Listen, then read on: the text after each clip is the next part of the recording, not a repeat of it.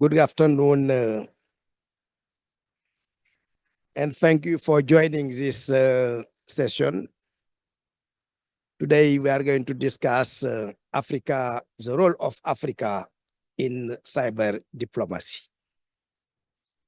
Why the subject is important for the continent. Despite the progress made by African countries in digital economy, we are facing several challenges. One of the key challenges is cyber security. Why cyber security is a key challenge in the continent? Because when we look at the negative impact in terms of economic, cybercrime cost 10% of the Africa GDP. And to fight against cyber security, thank you very much and welcome to the Minister of ICT of Namibia. Today, we are going to discuss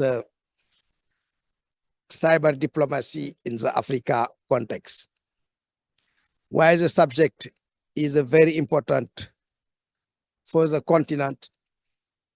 It's for pleasure reason. The first, we have seen a lot of progress on digital economy in the African continent. We estimated by 2025, the digital economy will generate approximately $180 billion. But we are facing also several challenges. One of the key challenges now, deep in this digital economy, it is cyber security, cyber crime. Why? As of today, cyber crime could cost to around 10% of the Africa GDP. And we need to overcome to this challenge. And we have several orientation for that. First, we need to build the capacity. We need to put in place the key regulatory framework. We need also to collaborate because cybersecurity is not in one country. It is at the continental level, at the regional level, and at the world level. And through this, there is a new concept, evolutive concept. It call it cyber diplomacy. That address the intersection between cyber security and international relation. And why today we are going to discuss on this concept, what key achievement and what is the opportunity for Africa to be part in this world discussion, global discussion on cyber diplomacy. As you know, it is a new concept. Today, I have the honor to moderate this panel with Excellency Honorable Minister Emma Theophilis, the Minister of Information, Communication, and Technology of Namibia. And also, I'm going to have also Mrs. Teresa, Senior Outreach Manager from the Global Forum for Cybersecurity Expert. Also of our Honorable Susan, Member of Parliament of Malawi, also member of the African Parliamentarian Network. I'm going to have also Mrs. Beaza, Head of Science and Technology Unit at UNIDO, as well Catherine Getao, Cyber Diplomacy at the Diplo Foundation. We have 5 distinguished representatives and panelists can represent all across Africa. And they are only female. I think it is it's not gender balance, but gender disparity. Now, let me start by, I told at the beginning, it is an evolving concept on cyber diplomacy. We can ask several understanding before we start our discussion. I would like to ask each of our panelists to give us in 1 minute understanding on cyber diplomacy. I'm going to start by the Honorable Minister. Okay, all right. Thank you so much, Makta, and a very good afternoon to everybody here live from IGF in Saudi Arabia, Riyadh, and all our listeners and viewers online and participants. Very happy to be discussing this very important aspect of cyber diplomacy in Africa, looking at multi-stakeholder engagement. And in my small definition, I think cyber diplomacy touches on the ability of either states or multi-stakeholder actors, whether it's intergovernmental organizations, to freely talk about the challenges that come with cybersecurity matters and the ability to converge to try to handle them. I'm talking about skills development. I'm talking about investment of financing. I'm talking about the ability to actually share cooperation between countries when one country is unable to handle cyber incidences. And I think it requires some level of deliberation, some level of discussion, some level of cooperation between institutions and countries to be able to have some cyber diplomacy in order to handle the challenges that come with cybersecurity. Thank you. Thank you. Very good. Teresa. Thank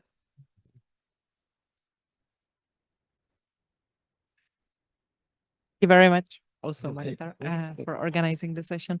Very important topic, of course. So cyber diplomacy basically is how do governments handle new topics that have emerged on the diplomatic agenda in the recent years, and how they kind of defend their interest in cyberspace in this respect. And I would like to stress the link to capacity building that Madam Minister has already brought up. Thank you. Thank you, Honorable. Thank you very much, Dr. Makta, for this opportunity. I think from my side, a lot has been said. I would say cyber diplomacy is like coordination between governments, whereby we want to make sure that our people are safe on issues of cybersecurity, and also making sure that we have we can promote friendly relations, especially on the cyberspace. Thank you very much. Thank you very much. And Mrs. Catherine? Catherine, Ari. Good afternoon, colleagues. It's a pleasure to be here. So I believe cyber diplomacy is the field that will enable us to not only mitigate the risks that you mentioned in cybersecurity and cybercrime, but also to exploit the huge emerging opportunities for developing countries. We've seen that developing countries have really taken up this technology in social areas like social media, as well as in technical and innovation areas. It forms a framework for collaboration between states, between a single state and the private sector, who innovate, own, and manage the technology, and civil society, who are the advocates for emerging issues. And it gives us the areas where we focus, such as emerging technology, the norms and the culture that we adopt as a globe, the confidence building measures that prevent and manage areas of conflict, the development of international law that keeps us all in check, and also enables us to collaborate on very important issues, which you also mentioned, such as capacity building. So I'd say cyber diplomacy is a very broad field that gives us a framework to work on all these areas and create a peaceful, safe, and productive cyberspace.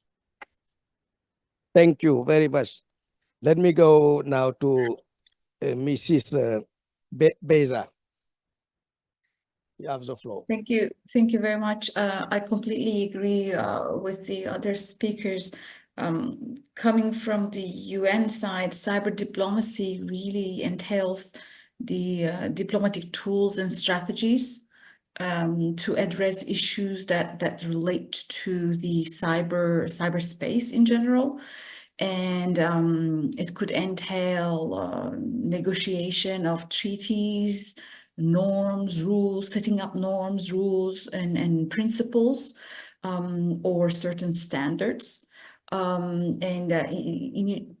whole idea is really to understand what type of guardrails necessary in order for states to work together and to be able to mitigate the risks that emerge in cyberspace.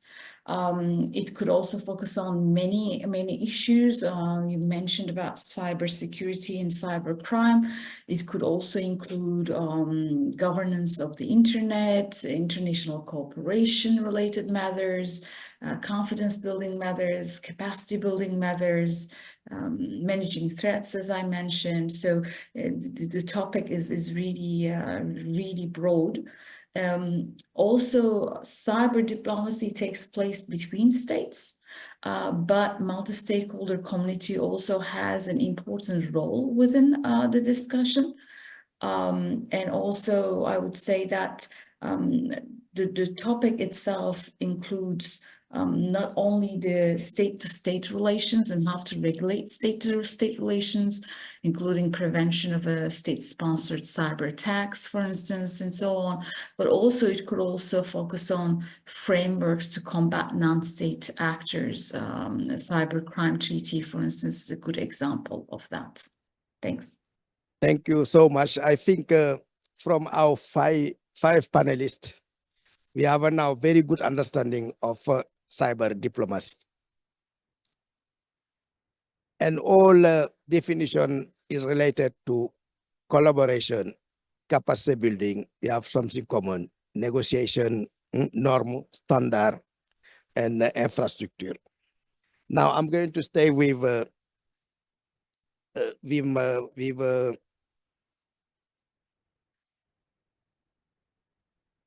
let me say with Beza, because the one issue on cyber diplomacy is a low participation of African countries on the international negotiation. We can have examples, the United Nations group of government experts dealing with this issue. Since 2004, we have only 8 countries selected in this discussion, in this group. Very low compared to the challenge of the continent. Beaza has either of this technology division, and you work long time with UN. Can you give us a picture of the global picture of the cyber diplomacy at the international level, as well as the participation on Africa and the challenge faced by African countries in this global discussion related to cyber diplomacy? Over to you.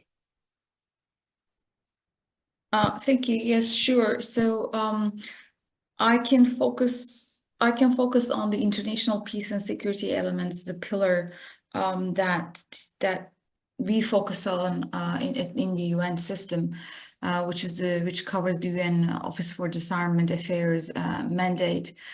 Firstly, perhaps I could just mention a little bit of the evolution of how discussions have evolved within the UN context on cybersecurity issues. Believe it or not, the first resolution actually on cybersecurity was in 1998. So it's been a very long time. And from 1998 onwards, we had seen a steady involvement of states. So initially, the discussion started in only a number of states being interested in the topic. And now what we're seeing is a space for an inclusive space for all countries to be able to raise their voice on the topic. So from 1998 onwards, we had 6 group of governmental experts meeting. Basically, it means that the number of states that involved on those meetings were limited, around 25 states or so. And we also had 2 open-ended working group meetings. The 2 open-ended working group meetings, meaning that it was open to all countries. It was an inclusive intergovernmental multilateral discussion. As I said, each meeting, each intersessional or each multilateral meeting add up to the previous work that's been done in this space. For instance, in 2015, states agreed to set up 11 voluntary and non-binding norms of responsible state behaviors. And these are quite important because they provide the guardrails of what is acceptable in cyber space and what is not acceptable. And from 2015 to today, if you look at it now, the discussions about norms is about how to implement those norms and whether there are more norms that are necessary, whether some of the norms should be binding in nature or not. So there's this great evolution that we are seeing from states. And the last open-ended working group, which is the current open-ended working group, started in 2021.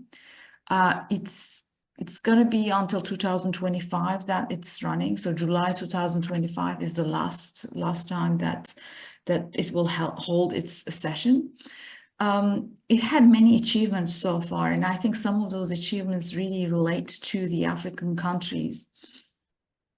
First of all, I think we should recognize that this open-ended working group and the previous work that's been done focuses fundamentally on the capacity building element.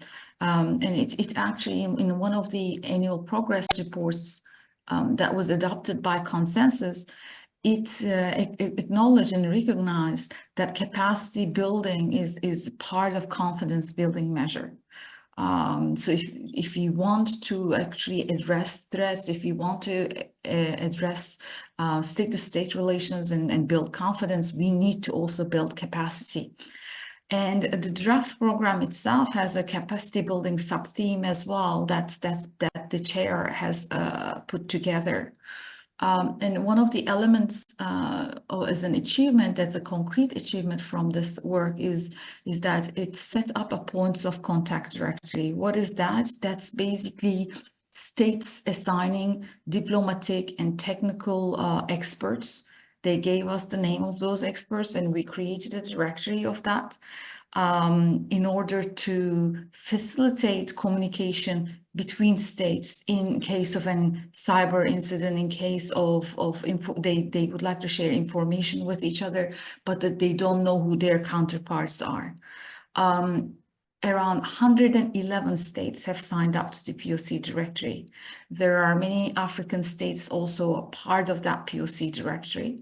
We would like to increase these numbers, so we're reaching out to developing countries specifically for them to nominate names for us.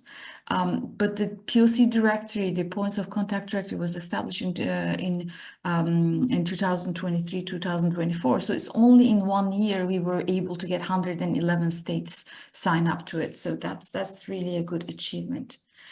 You also asked me how to increase the participation of African countries in these meetings. It has been always a challenge. One of the things that the chair has been doing is that in the open-ended working group meetings, we are putting the meetings in hybrid format where teleconference setup is established, and that really is all about connectivity and inclusivity. Even if you're not in the room, you would be able to hear what's happening in the room. It's not the same as being in the room. I completely would agree on that. So as part of the work, for instance, in UNODA, we are reaching to countries that has the capacity, that has the funds to be able to provide us those funds so that we could fly in countries from least developed states to developing countries and so on. Ireland, for instance, has been really at the forefront on providing those funds in order to ensure better participation from developing countries in these meetings. There is also, outside of the UN, actually, there's also a Women in Cybersecurity group that several countries are funding, ensuring that developing country women delegates from developing countries would be able to come into these sessions and speak at these sessions. Thanks to actually that Women in Cybersecurity initiative, we were able to get 50-50% participation and speaking roles in the open-ended working group discussions. So it is not perfect, but we're putting all the efforts in place to ensure that developing countries and their voices being heard. And also we're doing everything to develop that a stronger diplomatic presence of those countries are there. Thank you. Thank you very much for this global picture. I'm sure the minister hear you, and we'll see how we can increase the African participation in this negotiation. Now I'm going to give the floor to my dear friend, Honorable Minister Emma. She's one of the key minister of ICT in the continent. We are very proud of the work you are doing at national and continental level. Since we work together since some years, we have seen a lot of progress made by Namibia and also your contribution on the Africa digital agenda. Now, my question is, at a national level, if there is any initiative on cyber diplomacy, or you plan to have this initiative in the future? Thank you so much, Magda, and thank you to Beza for giving us a rundown of how the role of multilateralism is very important in trying to achieve cyber diplomacy. And I can almost liken it to cooperations that exist in the physical world. The cooperations of Interpol in relation to our police agencies across our countries, or even cooperations of military trainings for various countries that might have advanced technology versus others. And I think that's very similar to what we're trying to achieve with the hope of multilateralism as a lever towards cyber diplomacy.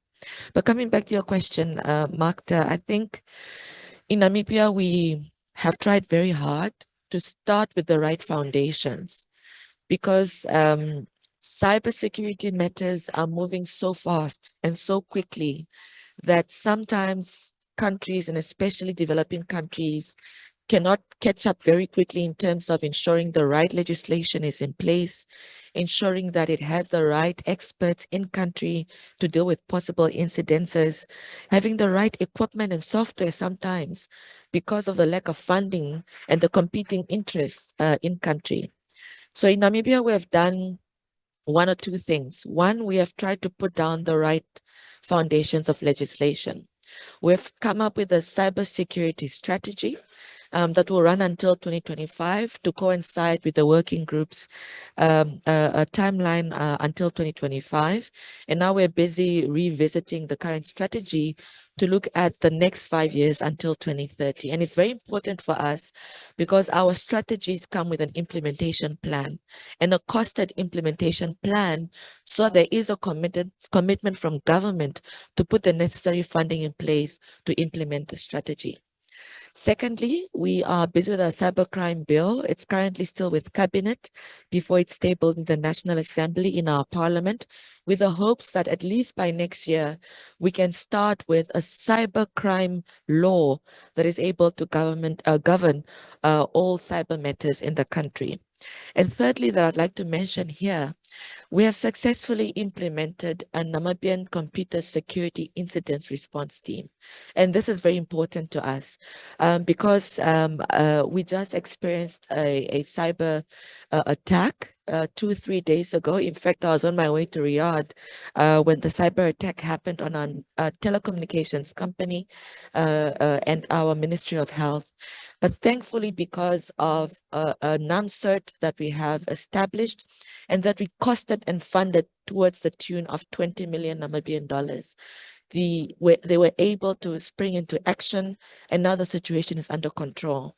But a lot of this money went not only to capacity, it went to a lot of equipment, which many a times costs a lot of money, and software. And unfortunately, for a country like Namibia now, where we're in a state of emergency, where we're experiencing our worst drought in 100 years, there's so many competing interests. And many countries are unable to prioritize 20 million of their currency money towards a possible cyber attack they could experience in the near future, and it's so uncertain, you never know when it's going to hit, as opposed to a state of emergency situation happening at that moment, which many countries are experiencing. So this discussion around truly cyber diplomacy and a multilateralism approach to prioritizing funding around cybersecurity matters is important. And it's an honest discussion we need to have between developing and developed countries, because it's no secret that many of the attacks are coming from cyber hacking organizations in the global north, attacking global south countries. So how do we ensure that we help developing countries put the necessary safeguards in place with funding that they do not always have to ensure that their critical infrastructure is protected? I'm talking about telecommunications, I'm talking about water infrastructure, electricity grid infrastructure, which could literally cripple developing countries. So these are some of the activities we're doing in our country, but we know too well that we are still not at the level we want to be at, because if the attacks become frequent, which they will become frequent, in 2023, Namibia experienced 2.7 million cyber attacks, and thankfully we're able to contain majority of them, and they did not do too much damage on our institutions and our economy. But we are seeing that the cyber attacks are becoming more sophisticated. The hackers are becoming smarter in the way they target our critical infrastructure, and we just do not always have the necessary funding to wield them off. So thank you for that question, Magda, and I hope I've painted the picture. Yeah, thank you very much. This is a very comprehensive response. I think you are fully right. We need this discussion between the global south and the global north in issue about this attack. You are right also on several policy put in place in the country to fight this cybercrime. Now, let me go back to Teresa, to Catherine. You have a long experience in Nairobi, in Kenya, as representative in cyber diplomacy group. For you, what are the key challenge and opportunity for African country in this cyber diplomacy discussion? Well, yeah, thank Catherine. Thank you very much for that question, Mokta, and I've been listening to my fellow panelists with interest.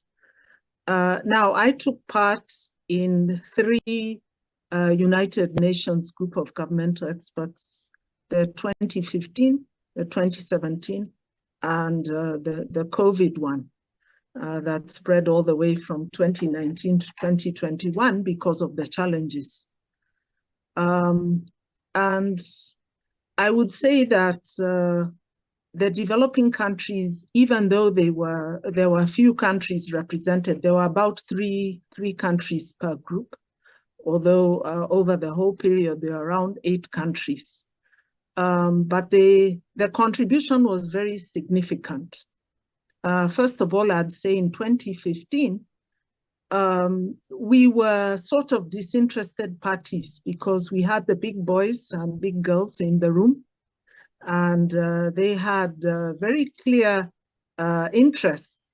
But Africa came in often as a moderating because we were just looking at the issues. The second thing I would say is that the OEWG was actually born from the 2017 group, even though there was no consensus in that group. There are 11 countries that met and said that we need to allow the whole world to participate in this dialogue because there is no country in the world now that does not have cyber activities in its economy, in society, in government, and therefore all countries should have a chance to participate in global policy making. And this is even more true for Africa because we know that we have a very young population. 65% of our population is young, and they are very digital. They have grown up with this technology. They use it all the time. If I think of Kenya, we use this technology from morning to evening, and especially the young. From something as simple as paying for a bus ticket to health issues. Our health system is now being managed on mobile, to our money. So every part is affected.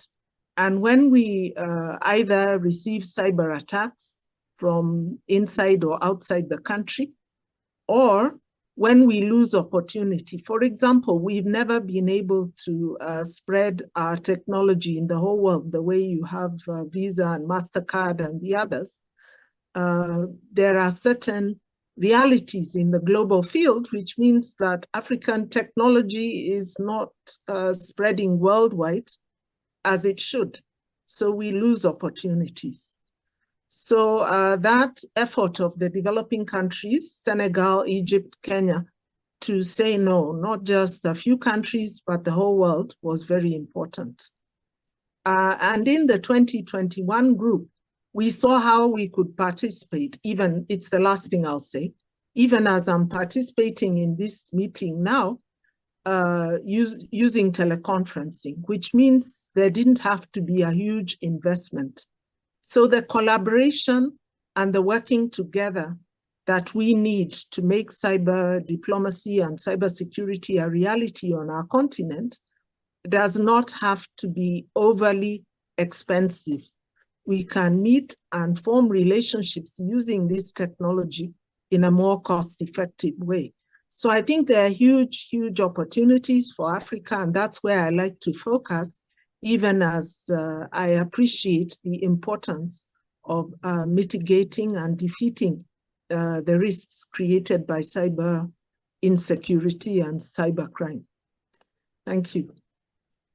Thank you very much. I think we know very well now the challenge, understand very well the challenge faced by African country to be part in this global negotiation. And you provide also some takeaway for reflection. Honorable Susan, we learn from the Honorable Minister, from Catherine and from Beza, the global picture at a national level, at international level, as well as the challenge and opportunity. As member of parliament of Malawi, and also member of the African Parliamentary Network, what role you have seen for the parliamentarian in this discussion? Thank you very much, Doctor.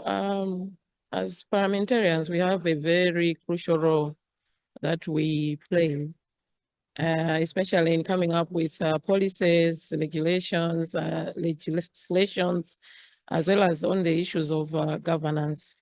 As members of parliament, most of the times we are left out on these issues. And mostly maybe the executive would take up these issues and then maybe have negotiations with other nations, leaving us out as members of parliament. But when we want to come up with the legislation, we want to know what are the issues that have been agreed upon, what have nations agreed upon, so that when we are coming up with that the legislation, it should be in line with those negotiations. So as members of parliament, we belong to different committees.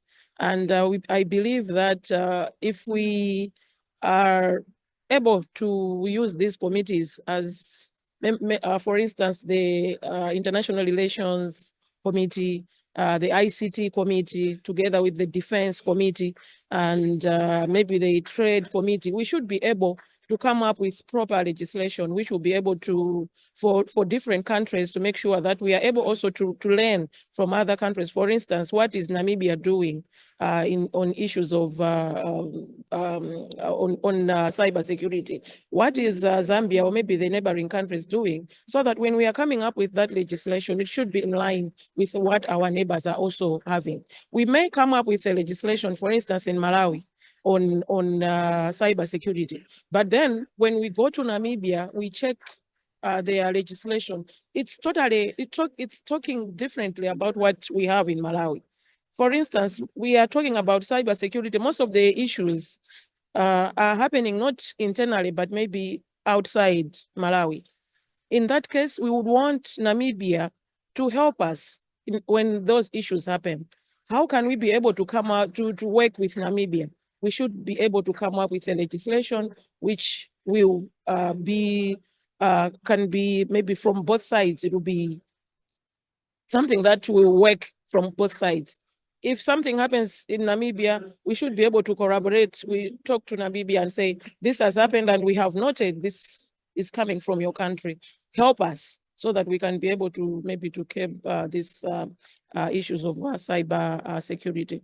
So for me, I would believe that it's not something that can be done by one stakeholder, but we need to work together with the executive, with CSOs and other non-government organizations to make sure that we collaborate and come up with the best for Africa. If we work in isolation, if we work, maybe the executive works on its own and then the legislators works on their own, then we will not be able to achieve what we want to achieve. So from my side, I would believe that we have the ball in our hands. We are the people that come up with the legislation. We have to be concerted. We have to be together in coming up with the best for Africa. We believe that as members of parliament, you have mentioned about APNIC. We are not only talking about one country in Africa. We are in all countries in Africa. And with that, we believe that we are representing the whole part, the continent of Africa. So we should be able to work together and make sure that every member of parliament, as we have come here, we have learned something, we have discussed this issue. We go out there, share with our colleagues what can be done, what should be done, what can we as legislators take home and then work together as Africa.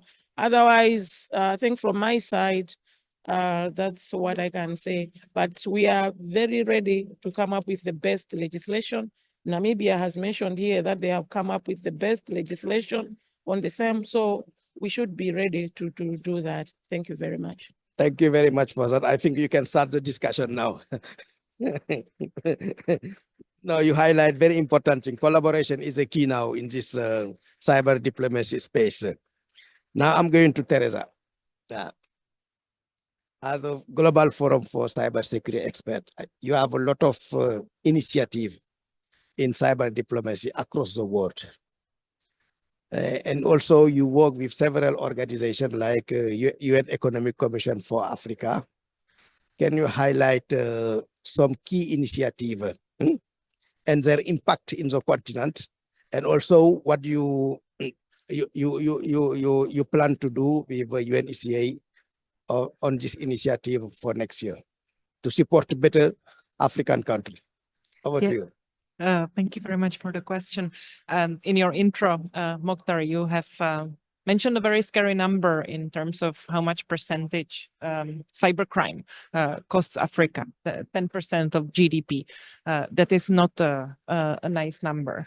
At the same time, we can observe that many digital projects that are being implemented in Africa, cybersecurity is still not as much, at the focus as it should be. So there seems to be a little bit of a disconnect. And if there is something that we, as the GFC, the Global Forum on Cyber Expertise, can do in this respect, we will happily do it. Then how? We are a global organization, now over 200 members and partners from various stakeholder groups. We have governments, we have civil society, we have academia, technical community, private sector. Because as you have also mentioned, dear colleague, involvement of various stakeholders in covering this issue, it's key. It's not just a question for governments. Now, to zoom in a little bit more, what we felt in the last year is that it's not us in the headquarters in The Hague who should be telling what countries need in terms of their cyber capacity building. So we are trying to decentralize much more and have a bit more demand driven to cyber capacity building, which practically speaking happened through the creation of GFC hubs, regional hubs. And in the context of this session, I of course need to highlight the hub, the regional hub that we have for Africa, whose director is Mokhtar Yedali, and also Martin Koyabe, who is here at the IGF, is working for the hub.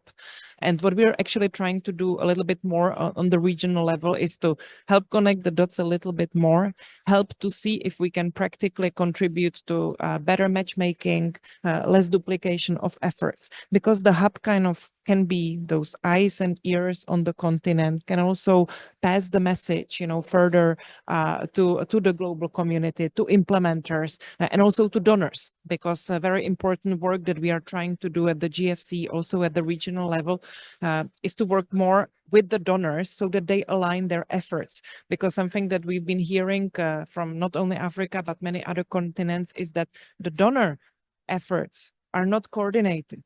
They are often ad hoc. They are not complementing each other as efficiently as they could. So that's a little bit on the context, but the bottom line is everything we do comes down to cyber capacity building. And cyber capacity building is connected to another issue, which is very simple, very practical, but also the hardest one, and that's the question of financial resources, because much more is needed. One concrete action that we are trying to do in this respect is throughout our efforts of the so-called Global Conference on Cyber Capacity Building, GC3B, which took its first edition place in Ghana, Accra, last year, and we will have the next one in Geneva in May. We have the outcome document of the conference has been the so-called Accra Call, where we also try to really encourage global community to do some concrete action, which also, by the way, includes the question of unlocking more resources and also understanding that cybersecurity is really linked to digital resilience and development of countries in question. So another concrete, points that I would really like to mention, especially as you have organized this question, is the MOU, the Memorandum of Understanding that we have signed with the UNECA, and we are really looking forward of working much more closely and complementing the efforts in however way it makes sense and we can add a value. I'm also very happy when Beyza mentioned the Women in Cyber project. Indeed, it's one of those projects where we really believe that immersion does the magic, that we have helped facilitate on behalf of the funding governments participation of so many women from various regions, including Africa, to really get involved in the session of the open-ended working group. So I will maybe stop here and happy to elaborate more in the discussion. Thank you so much for highlighting all these key initiatives in the continent. And we're looking forward to our fruitful collaboration for next year. We already start in the establishment of the Cybersecurity Center in Togo also. We have to look at how we can include the cyber diplomacy component. Now let me open the floor for first round of observation or question. Don't hesitate, we have the expert here. You can ask any question, you will find the answer. want to take the floor now for the first round of question? Check online if you have a question. Okay, you introduce yourself and the question. Yeah. Microphone for him, please.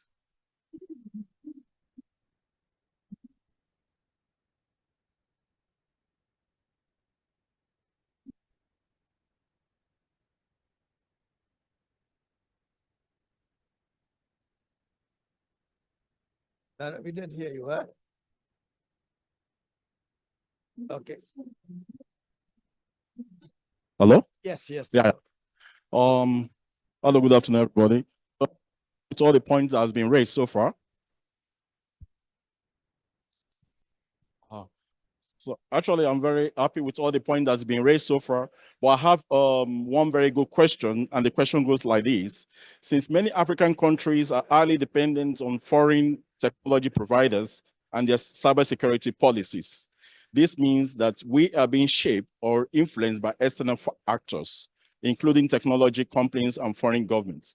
What is Africa really doing to liberate himself from this autonomy in shaping its cyber diplomacy strategies and policies? Because I really want us to differentiate between collaboration and dependence.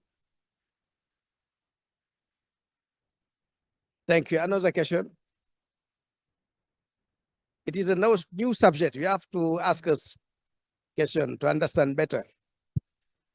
Thank you very much. My name is Francis Itati from Kenya, the Communications Authority of Kenya, which is the regulator. Very interesting discussion from all the panelists. My question is about the need to balance between because cybersecurity issues are now matters of national. So between the Micro, we have a issue with the micro. how do you balance between the need to, safeguard your national security, but also engage different countries to collaborate on this cyber diplomacy matters? Where do you draw the line? Thank you. Okay, I think this question is for the minister. All right, let me take online. Did you have someone on? Eh? You finished? Dereje, yeah. He's finished. Dereje, you have the floor?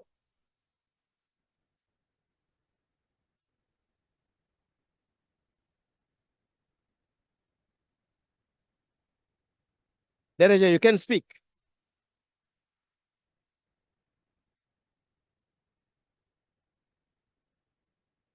Dereje. Okay, now let me give let me go back to the panelist, and after I will come back to you. Is there any other question here? All right, Honorable Minister, I give you the floor to answer to the second question. And the first one, I think anyone can provide input. Thank you very much, Magda, and thank you very much for the question on the balance between national security and collaboration. I think I can liken it in terms of existing security cooperation between various countries. When it comes to, for example, cooperation of countries around Interpol, and military exercises of one country being conducted in another country. Of course, one would hope that you don't compromise your ability to deal with any so-called enemy should there be an attack on your national security infrastructure. But I think there is much more value in countries then sharing best practices and learning from one another, especially when there are no hostilities. And I think we can replicate the same around cybersecurity matters.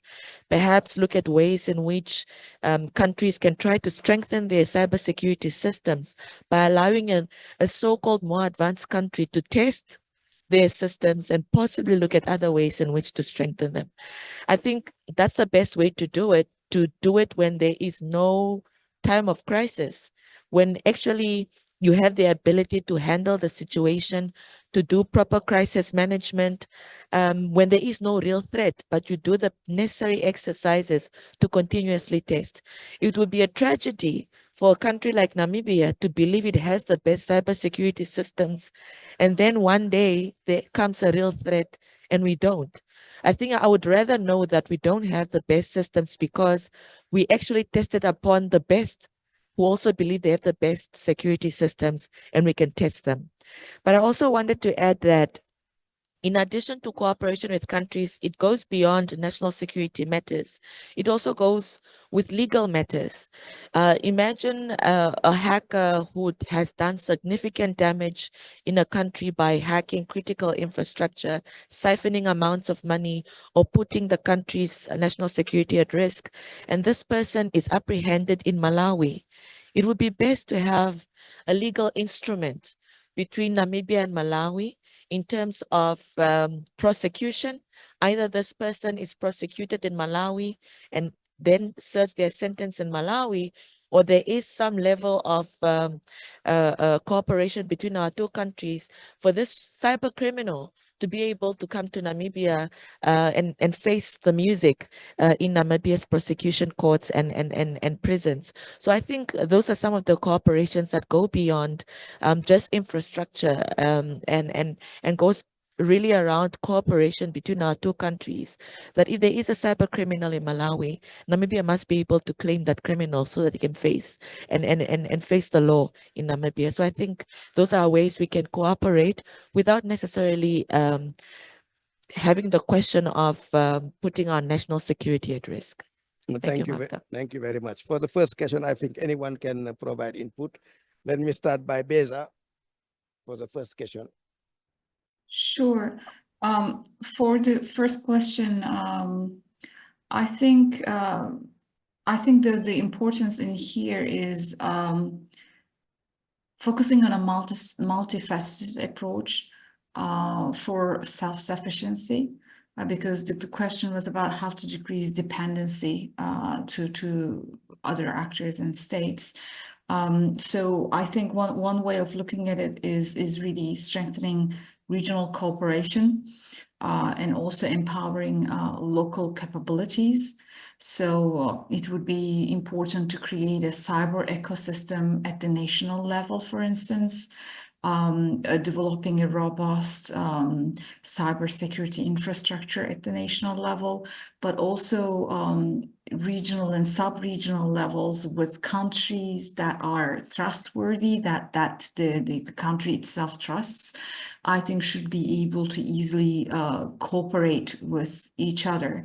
Another important element of that self-sufficiency and linked to that, creating that cyber ecosystem, is really the setting up the training and the education that is necessary for cyber professionals, and training the new next generation of cyber professionals. And I think there are non-state actors, I mean NGOs, I should say, not non-state actors. There are NGOs, there are academic organizations that could help with that capacity building to provide that training. So it doesn't have to be coming directly from another government or country or representative. It could come from the multi-stakeholder community, which is the good part of that discussion today, that like the role of the multi-stakeholder community. But it really all starts with how does a state prioritize its cyber-related matters. So, you know, we talk about critical infrastructure. There is no definition of a critical infrastructure. Every country has different infrastructure for them to be named as critical. We, for instance, go to Singapore for cybersecurity fellowship that we hold there for developing countries with Singapore as the UN. One of the first things that Singapore says is that the water infrastructure is considered crucial and critical for Singapore.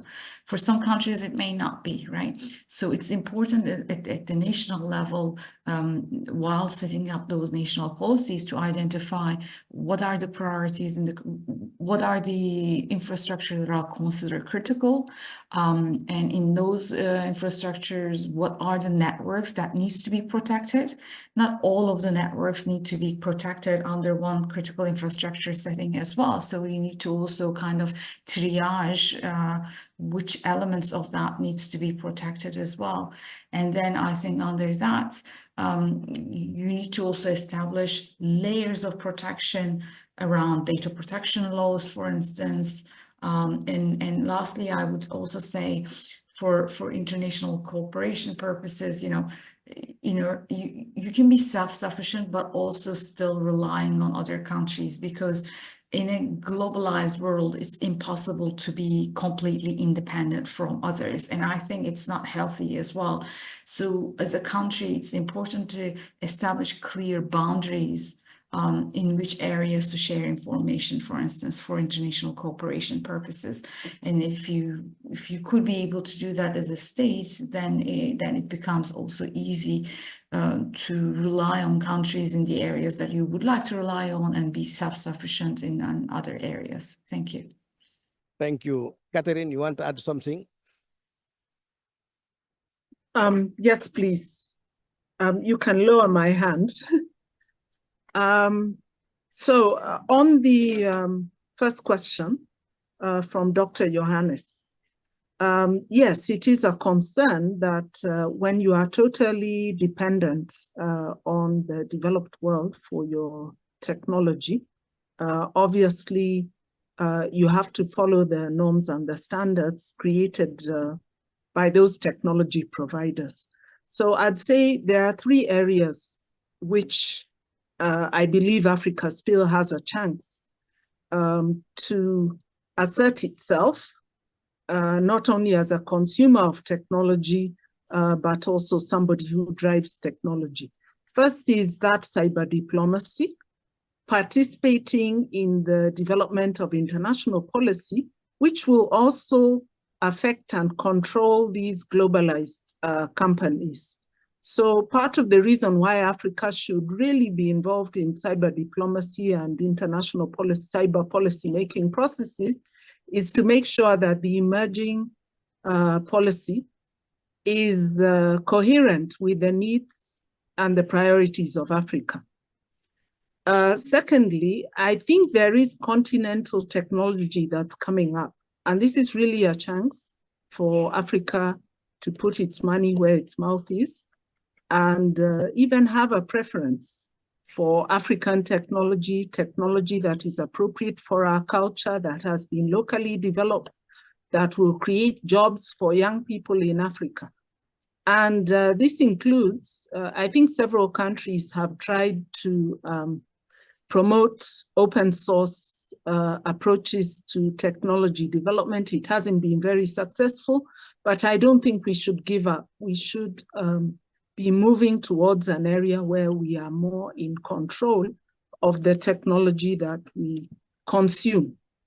And lastly, I think Africa has a huge advantage in having the largest youthful population, people who are ready and available to have their capacity built and to become major players, not only in Africa, but globally, in supporting systems, in providing cybersecurity, in innovating systems, and in creating the future, even in the adoption of new technologies. So if we have a strategic approach to technology and not just a passive consumer-based approach, I believe we will address your issues. The only issue I would add on the second question is the issue of trust. It is impossible for countries to work together if they don't trust each other. And so among our cyber diplomacy efforts, there must be trust-building efforts to make sure that countries can trust each other when they need to work together on solving issues which are sensitive to their national security. So I'll stop there. Thank you.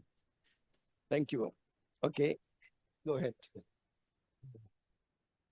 You just briefly, because what Catherine said really resonated in answer to the first question. If a country anywhere is dependent just on one donor, be it private sector actor or one government, it's a vulnerable position to be in. And that's why, again, back to the point I made at the beginning of this session, investing resources in cyber capacity building is our global responsibility. It is not a smart approach, if donors kind of count on others to step in, because that can cause messy situations, and kind of safer for everybody is if more actors are involved in providing resources, and if they communicate with each other to provide the resources based on how the recipient countries define their needs, because they know what they need. They don't need to be told what they need. Thank you. There is Dereje, you have the floor. Thank you, Maktar. I was not allowed to speak previously. Yeah, thank you for the chance and for the floor. So very exciting to hear the success story of the Namibia. The Honorable Minister depicts the very initiative they are really doing on cyber diplomacy arena. They successfully really implemented different strategies, even to combat, and then safeguard the national asset. 2.7 million attacks were really successfully contained because they really implemented the cyber diplomacy strategy for the national level. We know that cyber diplomacy is not about cyber security issues. It's all about international cyber governance, cyber security collaboration, and it's also digital rights and freedom. And it's also it's an issue of economic and technological negotiation. Honorable Minister, I think your experience will be really a lesson for the rest of the African countries. So we have a shortage of human resource and human capital, a skilled human capital in this emerging field. How did you manage to bring this skilled manpower so that you incorporated all these essential cyber diplomacy components on board so that your national sovereignty is protected? So that would be really a good lesson for the rest of the African countries. Thank you, Magda. Thank you. You want the floor? Sorry. Okay, good afternoon, everyone. My name is Sorina Safa. I think my question is directed to Catherine. Having an experience as a government representative to be in this negotiation table, and as you know that I think only South Africa, Kenya, Mauritius, or Egypt, they are quite active in this diplomatic or UN norm setting process. What do you think we should have as an innovative solution, converting our ambassadors or existing diplomat to cyber diplomacy, and most importantly, bridging the gap from New York to Geneva and all the way to the Addis Ababa, the home of the African Union? What kind of capacity building strategy we should drive to ensure that with our limited resource, we are catching up with the rest of the world? Thank you. Thank you, Soreen. No, wait, please. Give him the micro.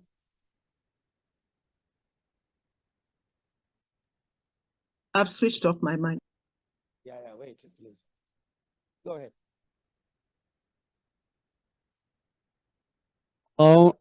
Thank you for giving the floor. My name is Issa Dia from Chad. I am Pan-African US Ambassador for Internet Governance at Pan-African US. I've been trained at Pan-African US for Internet Governance Fellowship, which has been initiated by my esteemed founder. Can you please clap for him? She has been able to train over 1,000 African, so trained in internet governance firms. So my question is mainly focused on capacity building, as my founder mentioned it. So what role can international partnership play in strengthening African cybersecurity infrastructure? And how should African nations approach such partnership diplomatically? Thank you. Teresa, for the last question on capacity building, you can go. Thank you very much. I'll also try to be brief because I know we will soon have to end. What the GFC can offer is depends also on how many members and partners from the continent we have. So there are, of course, many African countries that are already members of the GFC, and there are many African organizations that are partners to the GFC, not many. If we also get more on board, we can try to, bring more voices of the African priorities in cyber capacity building to the global audience and encourage international cooperation that you have mentioned in your question.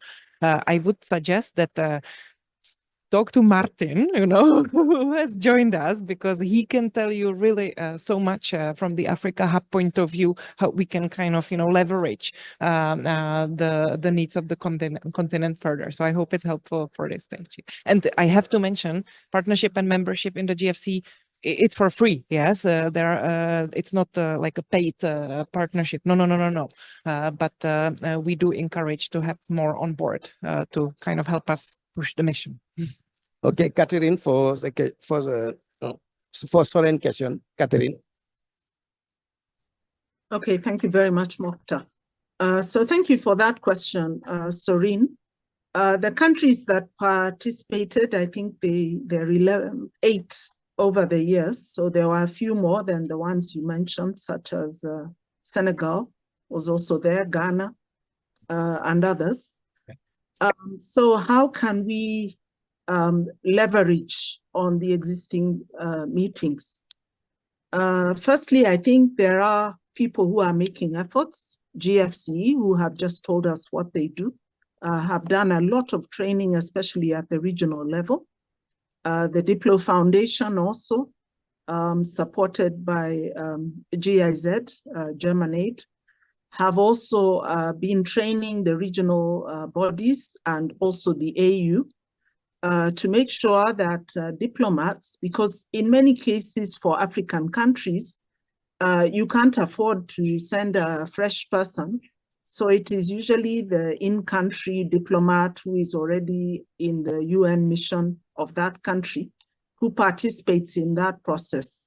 And if they're not well versed in cyber issues, of course, they will be handicapped. Many of them are also quite overloaded with work in many committees at the UN. So continued capacity building and support of the diplomats who are already at the missions could be an important strategy. And this doesn't always have to be done face-to-face, which is expensive. It can also be done through online trainings and courses which they can follow. We've also been trying to influence the foreign service academies, which they have in various countries, and get them to take up these kind of capacity building activities, whether they're drawing on the resources which have already been done by GFC or Diplo Foundation, or whether they are supported to develop bespoke courses which are relevant. So the foreign service academies are already there in country. So it will be a matter of building their capacity to also support their diplomats who are coming into the service in the area of cyber diplomacy. The third thing I'll mention is there usually has to be a lot of collaboration between the technical agencies such as the CERTs and the cybersecurity agencies, some of the ICT agencies in country, both in the public sector and private, and also the diplomats who are going to represent the country in these processes. So supporting in-country exercises and in-country trainings that bring all these agencies together so that you familiarize them, you build trust between them, means that you will have higher quality representatives participating in these global processes, because they can also consult. If they know their colleagues at home in the technical sphere or in the diplomatic sphere, depending on who is representing the country, they're quickly able to get the kind of backstop support that they need as they participate in global processes. So those are just a few of the suggestions that I can make that would help us quickly get up to speed and to participate more effectively and even more aggressively in international processes. Thank you very much. Honorable Suzanne, any word before we conclude? Thank you very much. From my side, I think as parliamentarians, we have spoken more about capacity building.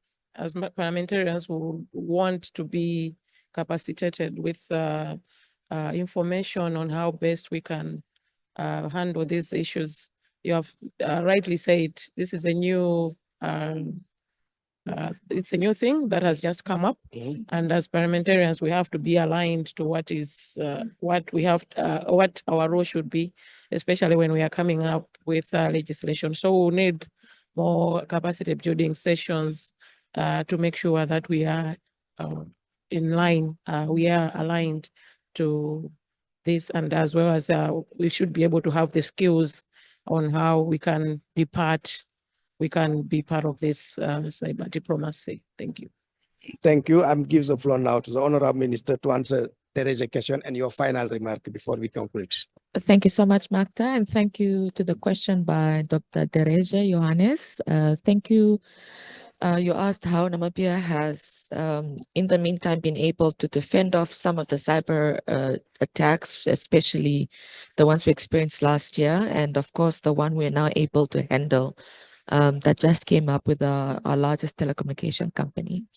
Well, the first one was to ensure we have the right legislation in place. Like I indicated, we have the cybersecurity strategy, which outlines everybody's role, from public sector actors to private sector actors to civil society, and where that money will be coming from. And at this point in time, it's mostly coming from Treasury, but we're hoping that we find other alternative ways to get the necessary funding to put the systems in place to support our efforts. Secondly, we have at our National University of Science and Technology, we have a department for informatics and computing. And there is a 4-year degree course on cybersecurity that has definitely increased the capacity in country of cybersecurity graduates and cybersecurity experts in the country to be able to, one, be able to be deployed in the various institutions, whether in the public sector or private sector, but to have this, in-country capacity.